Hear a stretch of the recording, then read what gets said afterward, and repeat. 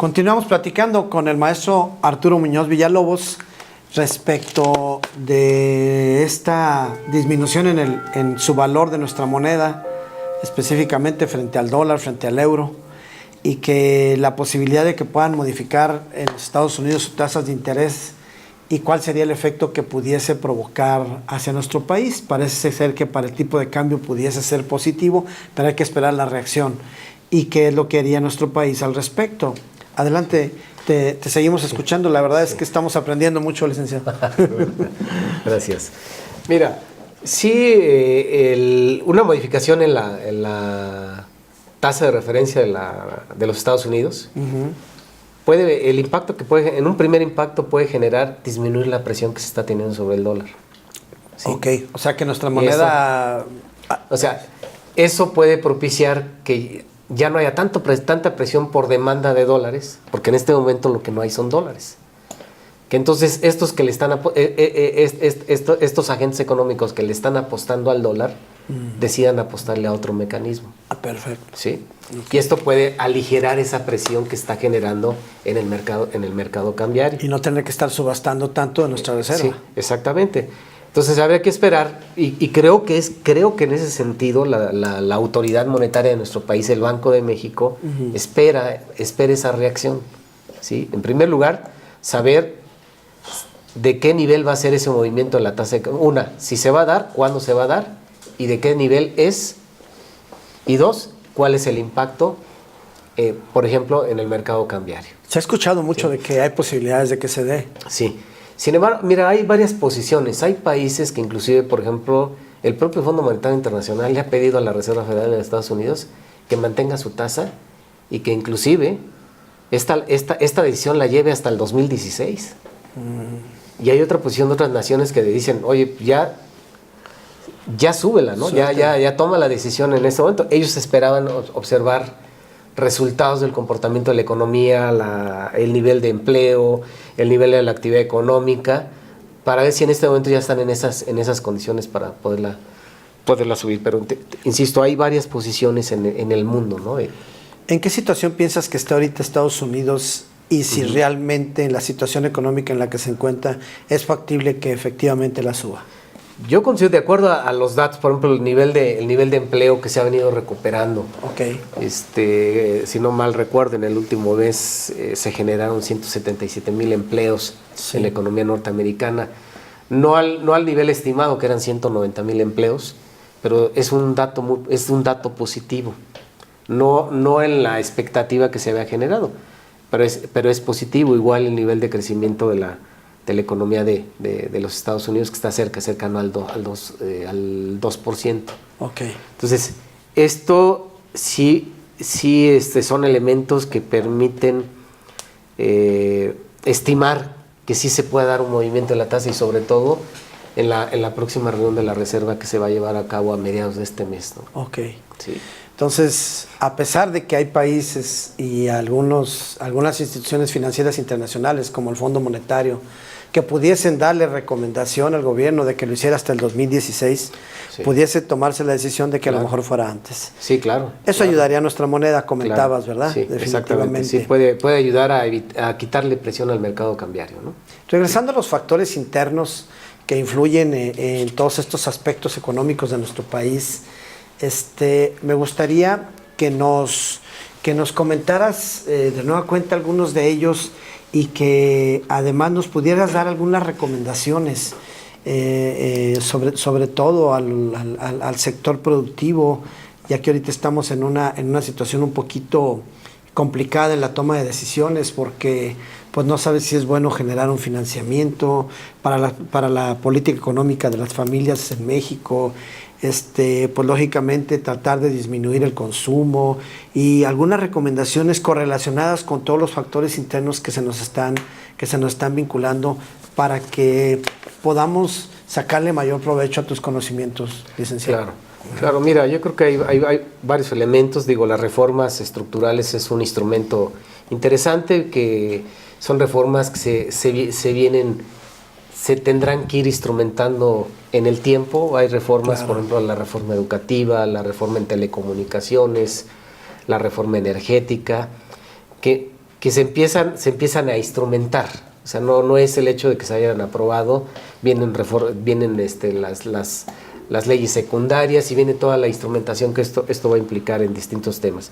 Pero creo que hay una muy importante, que es la fiscal, ¿no? Okay. Y la fiscal, donde se tomaron pues varias medidas que tuvieron que ver con ingreso y con consumo, ¿no? Y que de alguna manera pues, hay, sobre todo el sector productivo ha manifestado pues cierta inconformidad, porque ellos consideran que esto ha limitado un poco la actividad económica. Y en ese sentido yo creo que por ahí hay varias propuestas o se están sumando varios actores a generar una propuesta y poder llevar a cabo un cambio muy importante ante este escenario, ¿no? Este escenario de mucha volatilidad financiera, y que una medida de esta naturaleza en el ámbito de la política fiscal puede ayudar a reactivar aún más, puede ayudar a reactivar la economía, ¿no? Porque aquí lo importante es el equilibrio entre los impuestos que se graban al consumo y los impuestos que se graban al ingreso, que finalmente se traducen en esto. Se le apostó al ingreso, pero con las implicaciones que esto está teniendo en la actividad económica. Varios sectores se pronuncian por ahí de que lo que hace falta es que precisamente la política fiscal abone a estos elementos, ¿no? dentro de este planteamiento de la reforma fiscal. Fíjate que estoy totalmente de acuerdo contigo. Yo creo que es trascendente el hecho de que en principio tomen en consideración todas las sugerencias que ha vertido los diferentes sectores productivos, los diferentes organismos que a nivel nacional agrupan empresarios. Es trascendente lo que hemos escuchado, y sobre todo de promover la inversión, estableciendo o de nueva cuenta incorporando a las disposiciones fiscales de los impuestos directos, como es el impuesto sobre la renta, incorporando un estímulo a la inversión. Tuvimos la oportunidad de que muchas empresas invertían. Al momento de hacer inversiones podían hacer deducciones más ágiles, más amplias, más rápidas, lo que le llamamos una depreciación acelerada, y esto los motivaba, los estimulaba a generar mayor inversión. Toda esta mayor inversión debería de tener consigo un proyecto, un programa de productividad, que la productividad se transforme en utilidad, y que la utilidad hace el pago de impuestos, y que la productividad se transforme en empleo, y que el empleo también genera impuestos. Claro. Ajá. Entonces, automáticamente se reactiva el ciclo de la economía con toda esta serie de acciones, ¿no? Y no eliminando esos estímulos, porque pues todavía en este momento hay estímulos al consumo del diésel. Hay estímulos en materia de IEPS, en ese consumo de combustible. Hay algunos que están en la Ley de Ingresos de la Federación. Hay algunos otros estímulos en la Ley del Impuesto sobre la Renta para desarrolladores inmobiliarios, para los que contratan personas con capacidades diferentes, e incluso hasta para el arte y para el cine. Entonces, todos esos estímulos, pues, no solamente esos se deben de conservar, sino incluir algunos adicionales, ¿no? Claro, yo creo que eso es muy, muy importante dentro de estas reformas, que no cabe duda que son trascendentes para la transformación de este país, sí, pero que necesariamente una reforma como la fiscal es fundamental, ¿no? Claro. Y que en este escenario complicado, un instrumento tan fundamental como la política fiscal, pues le abone precisamente a generar condiciones para elevar el crecimiento de la economía, ¿no? Generar este círculo virtuoso de la economía, ¿no? Es definitivo, ¿no? Porque automáticamente hay pago de contribuciones, se generan nuevos programas, se genera nueva inversión, se genera obra pública.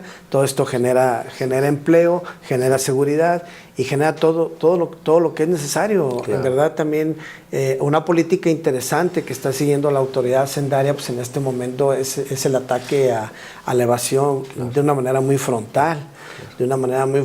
Hay regulaciones ya que en principio tomarán mucho ímpetu durante el ejercicio 2016, lo de la ley de lavado de dinero, que bueno, pues se puede llegar a detectar a muchos contribuyentes que están en situaciones anómalas y que por demás no corrigen sus posturas, ¿no?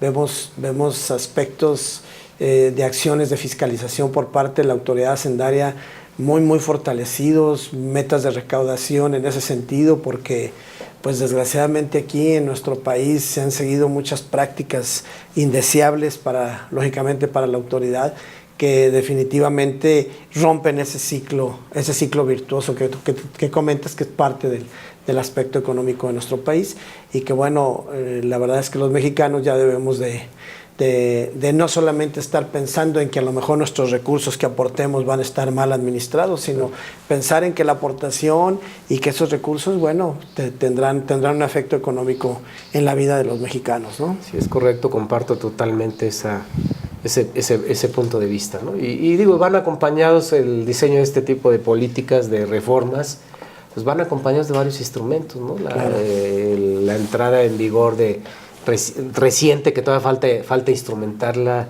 el Sistema Nacional Anticorrupción, ¿no? Así es. Un tema todavía pues importante, relevante, en función de hacer más transparente el uso de los recursos, y aquel que haga mal uso de los recursos, pues que reciba el castigo que corresponde, de referencia.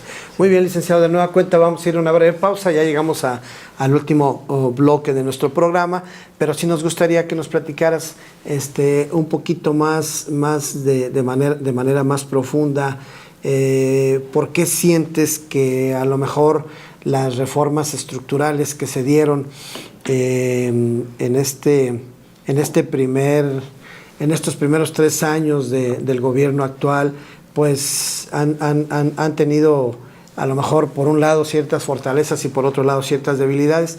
Nos gustaría que nos platicaras un poquito. Sabemos que son buenas, sabemos que son positivas y que hay muchos factores, sobre todo externos, que han influido en que no se pueda dar, incluso internos, ¿no? Como los monopolios, los liderazgos de los sindicatos y todo ese tipo de cosas que bloquean muchas de las reformas. Vamos a platicar de ello y al final, si puedes terminar, ¿cómo sientes que nuestra entidad está afrontando esta situación? Y que esperemos que no se genere un ciclo negativo, un efecto de inflación y cosas de ese tipo. Esperamos tus últimos comentarios en el siguiente bloque del tiempo, licenciado. Quédense con nosotros, estamos platicando sobre la situación pues prácticamente económica y de cómo ha perdido valor nuestra moneda. Estamos escuchando todas las variables que influyen en todo ello por parte del licenciado Muñoz Villalobos. En unos instantes regresamos con ustedes.